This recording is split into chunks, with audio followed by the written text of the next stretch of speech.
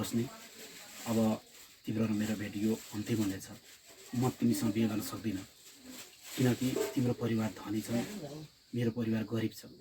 त्यसैले अब हाम्रो मिलन हुन सक्दैन। सरी, मलाई माफ गरिदेऊ। अब तिम्रो बाटो अलग, मेरो बाटो अलग। यत्रो वर्षसम्म हामीले माया गरेको एक दिन देख्नलाई हुने के गरिब धनी भनेर आउँछ मायामा। माया त हामी दुईजनाले गरेको होइन। त्यसो भनेर कहाँ हुन्छ? तिम्रो घर परिवारले मलाई स्वीकार पनि त पर्यो। अब गरिब भनेर कति हेला गर्छन्, कति हेप्छन्। कतिपल्ट त मलाई मार्न भनेर षड्यन्त्र पनि बुनिसके तिम्रो बुवा मम्मीहरूले, दाजुभाइहरूले।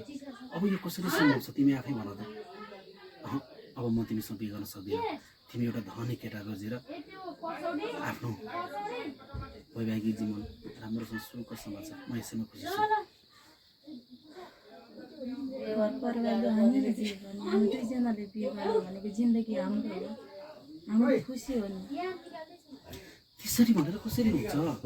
अब हामी दुईजनालाई एक हुनै दिँदैन त अनि हामी कसरी चाहिँ एक हुन सक्छौँ भन त? यत्रो वर्षसम्म जे भयो भयो, यो अतीतलाई छोडिदेऊ क्या। मेरो जे हालत हुन्छ छोडिदेऊ। तर तिम्रो चाहिँ राम्रो कुरा पनि हुन्छ। कसरी हुन्छ क्या? अब हामी दुईजनाले मात्रै बिहा गरेर भागेर हुन्छ, भोलि अप्ठ्यारो पर्न सक्छ। घर परिवारले हेर्ला भोलि कहाँ जाने के गर्ने। एउटा तिमी त एउटा प्रतिष्ठित परिवारको छोरी, इज्जत आमा त हुन्छ। म यस्तो गर्न सक्दिनँ। मलाई अरू कुरा थाहा छैन, तपाईँले त्यस्तो भन्नु पाउनुहुन्न। कति जितेको छ कि हामीले यति वर्ष यति समयसम्म त यस्तो गऱ्यौँ भयो।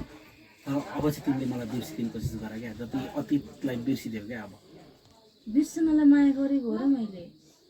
अब सम्झिरहनलाई त सम्झि एक हुनु पनि त सक्नु पर्यो त। मैले भनेको बेला तिमीले माने त?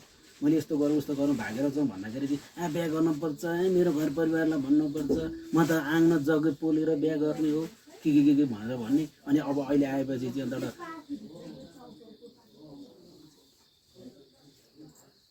अब हेर अरू कुरा केही पनि थाहा छैन होइन। अब तिम्रो बाटो अलग, मेरो बाटो अलग। तिमी जहाँ खुसी हुन्छौ म त्यहीँ खुसी हुन्छु। पिर नलिन। तिम्रो बिहे भए पनि पछि यसो सम्झना आएछ भने भेट्दै गर्नु होइन। म यसैमा खुसी हुन्छु। कसरी अलग अलग बाटो हुन्छ? जोसँग खुसी हुन चाहन्छु म त्यहीसँग जान पाएन भने अनि म खुसी हुन सक्छु त? अब मैले पनि नचाहेको कहाँ हो र? मैले तिमीलाई कति धेरै माया गर्थेँ, कति सपनाहरू बुनेको थिएँ। अब त्यो कुरा त तिमीलाई थाहै छ। हामी कति ठाउँ बस्यौँ, कस्तो रमाइलो गरियो। अब समय नै यस्तै आयो त के गर्नु। यो धनी र गरिब भइसकेपछि धेरै गाह्रो हुँदो रहेछ रोशनी। तर के गर्नु, मेरो परिवारलाई मैले मनाउन धेरै कोसिस गरेको त भने, तर मान्दै मान्नु भएन। कसरी गर्ने? अब मेरो परिवारले मान्ला, तिम्रो परिवारले नमान्नु, अनि कसरी हुन्छ त? हुन्छ नि, एक न एक दिन मानिहाल्छ नि। एक न एक दिन भनेर म चाहिँ बुढो कन्ने भएर बस्छु। म त हेर अब त जे हुनु भयो पहिला, अब त्यसको लागि सरी पनि भन्न चाहन्छु। अब हामी बिच दुईजना बित्रेन्डैमा नै के भयो होइन, त्यो पनि भयो होला होइन। अब त्यो त अब के भयो, अब मिसअन्डरस्ट्यान्ड जे पनि भयो होला, त्यसको लागि अन्य त होइन माइन्ड गर्नु पनि भएन। तर अब चाहिँ आजदेखि मात्र तिम्रो मेरो पेट हुँदैन। तिमी राम्रोसँग एउटा परिवार बनाउनु, बुवा मम्मीलाई भनेर एउटा खानदानी परिवार खोजेर बिहा गर। तिम्रो बिहामा चाहिँ म अवश्य आउनेछु। एउटा मलाई खानदानी परिवार खोज्नु होइन, ममा चाहिँ के छ हो त्यस्तो छ भन्दै छ के अरे। कस्तो कुरा गरे कि तिमी भने क्या। अब हेर नहाँसु भने हाँस्ने कुरा गर्छ। त्यसरी हुँदैन कि। यहाँ सुन न, त्यस्तो लजुनु हुँदैन कि। लजुनी भन्ने होइन। अब तिमीले चाहिँ होइन अर्को बिहा गरेर टक्क लाएर यसरी खुसी भयो भने म यो हाम्रो यस्तो जस्तै जोडी चाहिँ होइन तिम्रो अर्को भएको पनि म हेर्न चाहन्छु होइन। यति भयो त गइगयो त, अनि बिहेपछि गएर भेटौँ क्या। अब सम्भवै छैन भनेपछि मसँग भाग्न पनि तयार छौ नि तिमी होइन? भाग्न तयार छौ? हो, यहाँनिर छ के भनेपछि तिमीले कति माया गरिरहेछौ भन्ने कुरो मैले बुझेँ क्या। हेरौँला बिस्तारै सबैले बुझ्छ नि, एकैचोटि त कसले मान्छ त? घर परिवार सबैले मान्दैन नि। अब मेरो उमेर एक दिन त स्वीकार्छ नि।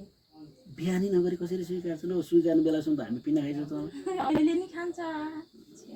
अब 4 वर्ष त लभ गरेको भइसक्यो। एउटा त बच्चै खेर गइसक्यो। होला जे पनि पछि सम्हाल्न थाहा भयो भने अप्ठ्यारो पर्दैन? भने त छैन कि नभने पनि त भोलि यता एकान्त भयो थाहा भइदियो भन्ने समस्या हुँदैन? त्यही भएर हेर अब ठिकै छ होइन। अब तिमी मलाई भुल्न सक्छौ भनेदेखि होइन? म त सक्दिनँ। तपाईँले चाहिँ सक्नुहुन्छ जस्तो लाग्यो मैले मलाई त अहिले हेर रोस् नै मैले तिमीलाई जब क्लासमा पढ्दादेखिबाट मन पराएको यति माया